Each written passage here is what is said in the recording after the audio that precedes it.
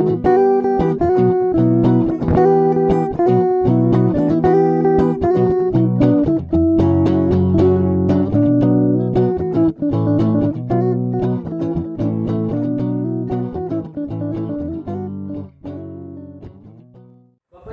yang dikasih Tuhan kita Yesus Kristus, kebenaran firman Tuhan pada saat ini akan menjadi tema bagi kita adalah rencana Tuhan di balik kepahitan.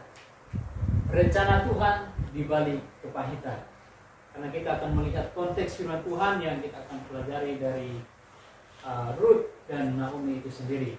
Oleh karena itu, Bapak Ibu yang dikasih Tuhan kita Yesus Kristus, ketika kita berbicara tentang kepahitan, hidup dalam kehidupan yang pahit, tentunya dapat kita menyadari bahwa banyak orang ketika mengalami suatu permasalahan kepahitan dalam hidupnya, pasti di dalam kehidupannya tidak ada yang namanya damai sejahtera. Di dalam kehidupannya pasti tidak ada suatu sukacita yang ia alami dalam hidupnya. Dan berbicara tentang kepahitan juga, pasti banyak orang ketika sudah mengalami berbagai tekanan dalam hidupnya, ketika ia tidak melihat apa yang harus ia lakukan pada saat terjadi hal seperti itu, pasti ia akan kecewa terhadap Tuhan. Ia akan bersungut-sungut dan juga ia akan berkata kepada Tuhan, "Mengapa Tuhan hal ini terjadi padaku? Dan apa yang harus saya lakukan?" Dan pastinya ia akan bertanya kepada Tuhan, mengapa semuanya terjadi di dalam kehidupannya. Oleh karena itu kita akan melihat Naomi juga adalah seorang yang mengalami kepahitan di dalam hidupnya. Yaitu dapat kita melihat di sini bahwa pada awal para zaman hakim pemerintahan, tentunya ada sesuatu kelaparan di tanah Yehuda pada saat itu. Jadi kita lihat di sini bahwa diceritakan seorang keluarga, yaitu Elimelek dan juga istrinya Naomi. Mereka mau berpindah dari Yehuda, mereka mau meninggalkan Yehuda sementara untuk tinggal di daerah Moab. Karena mereka melihat bahwa pada saat itu terjadilah kelaparan di sana. Dan akhirnya mereka mau menghindar dari zaman atau masa kelaparan itu, sehingga mereka pindah dan sementara ke daerah Moab. Dan tentunya Bapak Ibu yang dikasih Tuhan, apabila kita melihat daerah Moab itu sendiri, tentunya daerah Moab itu disebut atau biasa disebut itu Bani Ammon.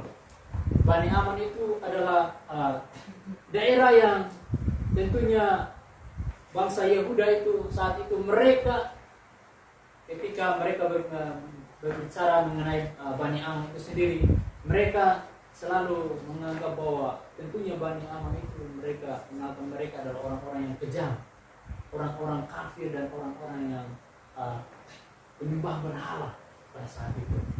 Jadi mereka adalah orang-orang yang menyembah ala-ala lain. Jadi akhirnya, tetapi oleh karena kelaparan yang besar itu, Elimelek dan juga Naomi mereka dan kedua anaknya, Mahlon dan Kilion, harus pindah ke daerah Moab. Dan tentunya dapat kita melihat bahwa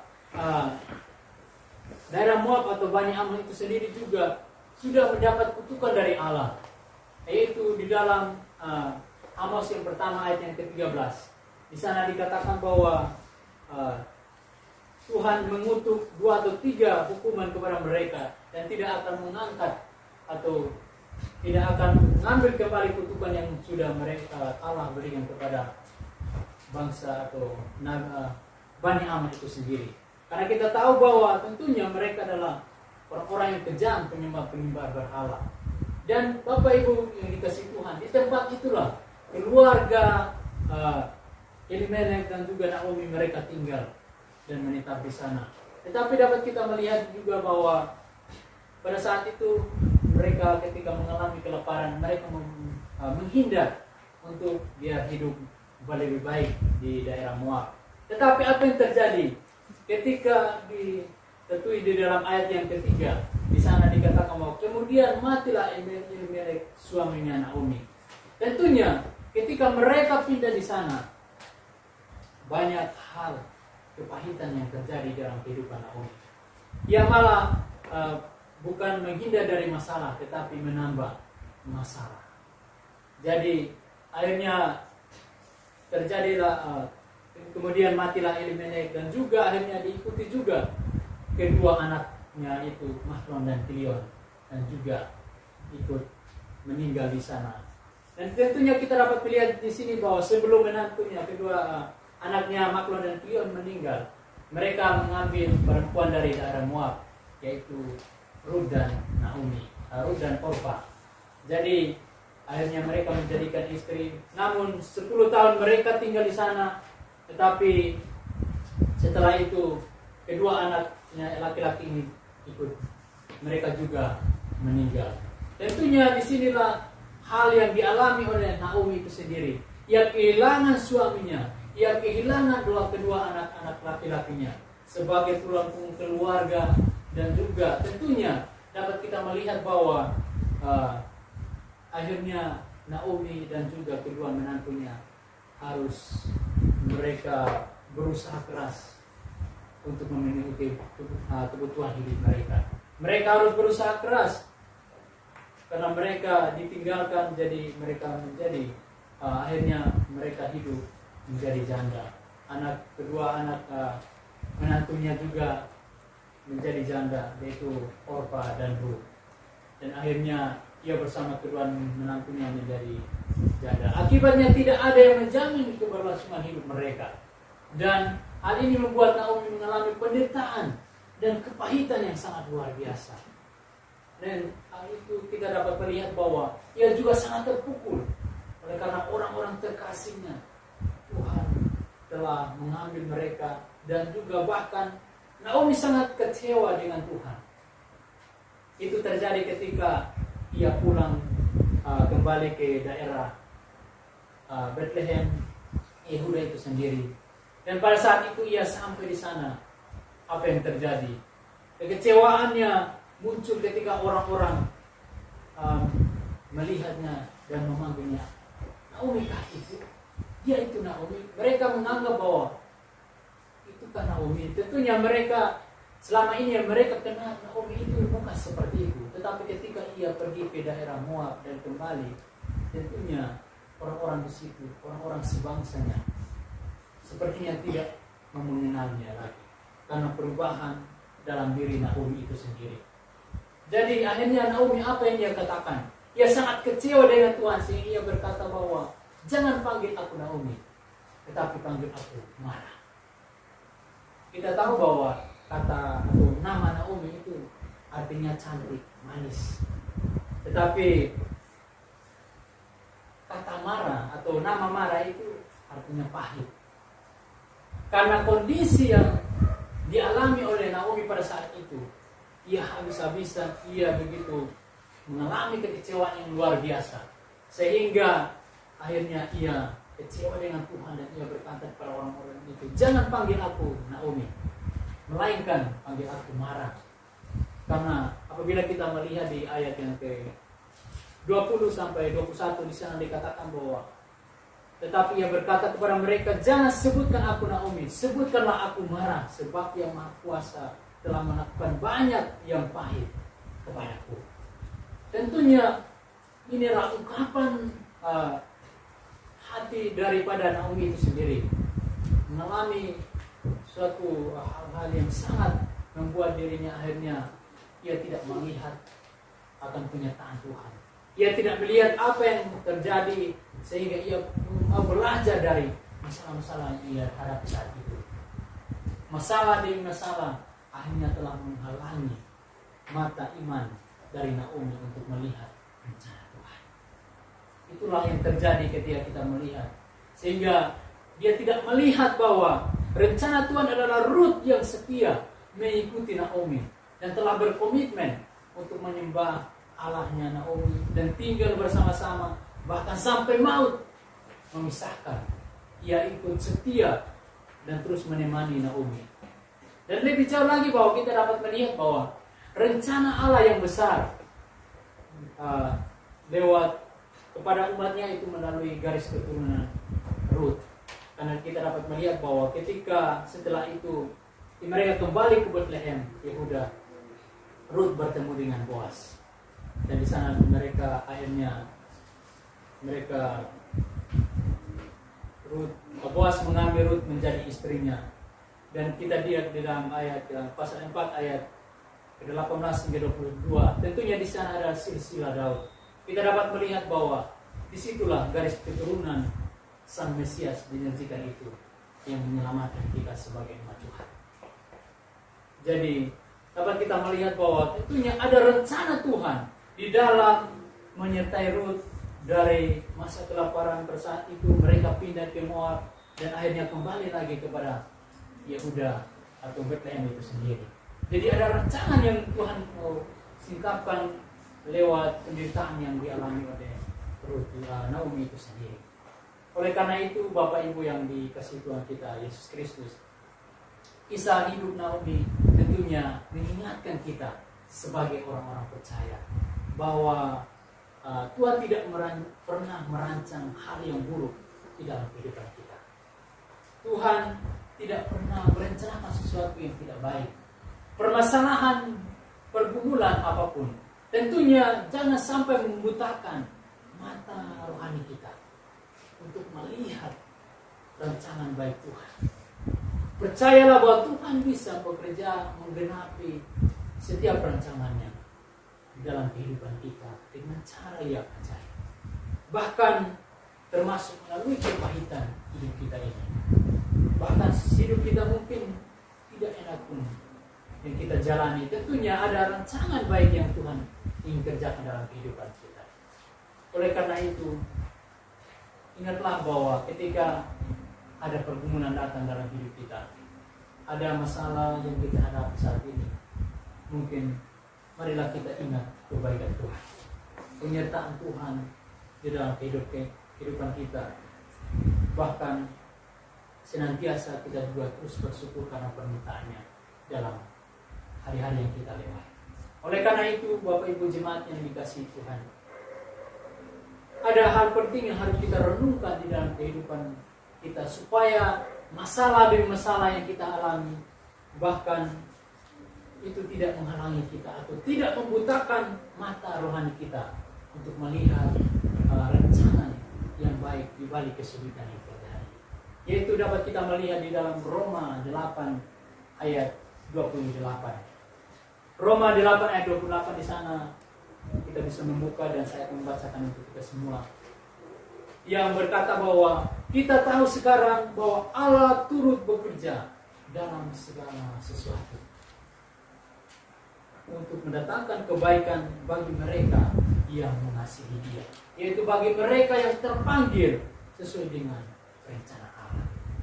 Itu adalah kebenaran firman Tuhan Roma 8 ayat 28. Tentunya dapat kita melihat di sini bahwa Allah tidak tinggal diam ketika Ia menciptakan segala sesuatu. Tentunya Allah tidak membiarkan manusia itu begitu saja ketika Ia sudah menciptakan semuanya, tetapi Allah akan turut bekerja untuk mendatangkan kebaikan bagi setiap kehidupan manusia. Dan pertanyaannya Bapak Ibu yang dikasihi Tuhan, di bagian mana Allah turut bekerja bagi kita? Di bagian mana Allah turut bekerja bagi kita? Tentunya dapat kita melihat di dalam Roma 8 ayat 28 ini bisa dikatakan bahwa Allah turut bekerja dalam segala sesuatu. Kalau kita dapat melihat kata segala sesuatu itu berarti menyangkut ya keseluruhan situasi kondisi hidup kita. Itu segala sesuatu itu menyangkut segala situasi dan kondisi hidup kita. Itu termasuk hal-hal yang buruk dan tidak mengenakan sekalipun. Karena itu penting sekali kita belajar memahami cara Tuhan ketika bekerja dalam kehidupan kita. Kita jangan memakai cara kita untuk memahami cara Tuhan bekerja.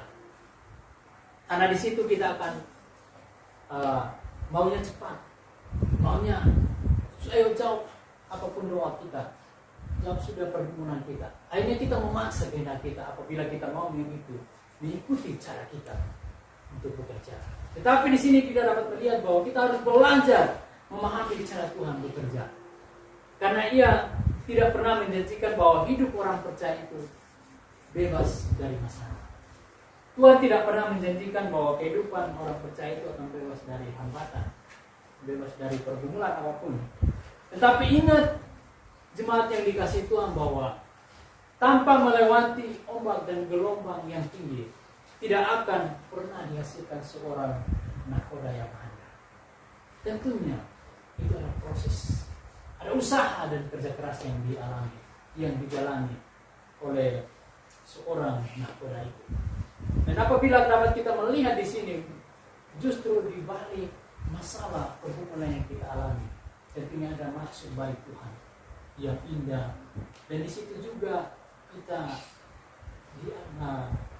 diajarkan untuk semakin menarik kita seperti magnet lebih dekat kepada Tuhan, mendekat kepada Tuhan. Apabila kita terus di dalam tekanan hidup yang sangat pahit dalam kehidupan kita, disitulah kita dilihat bagaimana kita belajar untuk mendekatkan diri kepada Tuhan. Jika masalah, ujian, penderitaan itu seizin Tuhan, hati itu pasti mendatangkan kebaikan bagi kita. Sebab itu dapat kita belajar dari Ayub pasal 5 ayat 17-8. Di sana dikatakan bahwa sebab itu janganlah engkau menolak didikan yang Maha Kuasa, karena dialah yang akan melukai, tetapi juga yang akan membebat. Dia yang akan memukuli, tetapi yang tangannya menyembuhkan pula. Jadi sebaliknya, jika sesuatu yang kita hadapi mungkin berjalan dengan baik, aman-aman saja, tentunya itu akan membuat kita terlena dan tidak ada reaksi dari iman kita untuk semakin memegang tangan Tuhan. Tidak ada sesuatu yang kita mau usahakan untuk semakin mendekatkan diri kepada Tuhan. Apabila semuanya jalannya mulus, semuanya jalannya baik, tentunya kita harus merenungkan bagaimana ketika kita mengalami masalah di masalah yang kita hadapi, kita di situ kita belajar untuk mendekatkan diri kepada Tuhan. Karena itu kita dapat melihat bahwa Allah tidak pernah bekerja dengan jalan pintas. Allah tidak pernah bekerja dengan jalan pintas. Bagi Allah, proses itu terlebih penting. Proses adalah hal yang terpenting dalam kita dapat melihat di dalam pandangan Allah. Karena kita dapat mengetahui bahwa apabila saat ini kita di dalam jawaban doa kita, sering sekali kita mau cepat, bahkan kita mau dijawab oleh Tuhan segala pergumulan kita. Tetapi Tuhan mau melihat usaha proses yang kita alami, yang apa yang harus kita kerjakan. Tentunya Tuhan mau agar kita menjalani prosesnya, karena Tuhan tahu kita mampu kalau kita percaya, kita mampu kalau kita terus berusaha mendekatkan diri kepada Tuhan. Ada banyak contoh di dalam Alkitab, orang-orang yang mungkin dalam hidupnya mereka yang begitu berusaha ketika mungkin berbagai hal yang mereka alami dalam hidupnya, jatuh bangun, tetapi mereka terus bersandar pada Tuhan. Mungkin salah satunya adalah Musa. Tentunya Musa adalah ingin cepat menjadi seorang pemimpin pada saat itu. Tetapi apa yang terjadi, malah Tuhan membawa dia ke padang gurun selama 40 tahun. Tentunya itu bukan proses yang lama, bukan proses yang cepat. Kita dapat melihat bahwa 40 tahun Tuhan memimpin ia untuk memimpin di padang gurun. Dari sinilah kita dapat melihat bagaimana Tuhan mempersiapkan Musa selama 40 tahun. Di situ juga kita bisa belajar melihat bahwa ketika kita ini melewati segala tekanan hidup, pastinya ada usaha kerja keras dan bagaimana kita terus mengandalkan Tuhan dalam kehidupan kita. Dan Allah juga mau memakai setiap potensi yang kita miliki. Karena Tuhan tidak memberikan yang terbaik kepada orang-orang yang mungkin tidak mau bekerja, tetapi bermimpi untuk Tuhan mau mengerjakan yang terbaik bagi kehidupannya. Tentunya Tuhan melihat potensi apa yang kita miliki untuk kita terus kembangkan dalam kehidupan kita. Jangan kita yakin bahwa tentunya firman Tuhan berkata bahwa Tuhan akan bekerja, bahwa Allah akan turut bekerja dalam segala sesuatu untuk mendatangkan kebaikan bagi mereka yang mengasihi Dia dan mereka yang terpanggil sesuai dengan rencana Allah. Dan kita meyakini bahwa firman ini, walaupun saya tidak bekerja, saya malas-malasan bersantai di rumah, tahu kan Tuhan akan bekerja mendatangkan kebaikan. Ya, tentunya apabila kita memahami seperti itu, kita dapat kita salah memahami firman Tuhan yang kita ketahui. Tentunya Tuhan mengatakan kepada kita bahwa jangan hanya kita merencanakan, kita tidak bekerja, kita tidak berusaha untuk terus melakukan, dan akhirnya kita hanya tidur saja, malas bersantai-santai di rumah. Tentunya Tuhan mau ada usaha yang harus kita kerjakan, ada sesuatu yang kita mau lakukan dalam setiap kehidupan kita. Oleh karena itu, Bapak Ibu Jemaat yang dikasihi Tuhan, pertanyaan terakhir bagi kita adalah, kepada siapa Allah turut bekerja untuk mendatangkan kebaikan? Tentunya ketika kita melihat sambungan dari firman Tuhan ini yang mengatakan bahwa kepada siapa Allah turut bekerja mendatangkan kebaikan itu, yaitu kepada orang-orang yang mengasihi Tuhan. Orang-orang yang mengasihi Tuhan, yaitu di saat itu akan terlihat ketika di saat persoalan hidup datang dalam hidup kita, entah itu menyangkut keluarga kita, bisnis, bahkan pelayanan kita.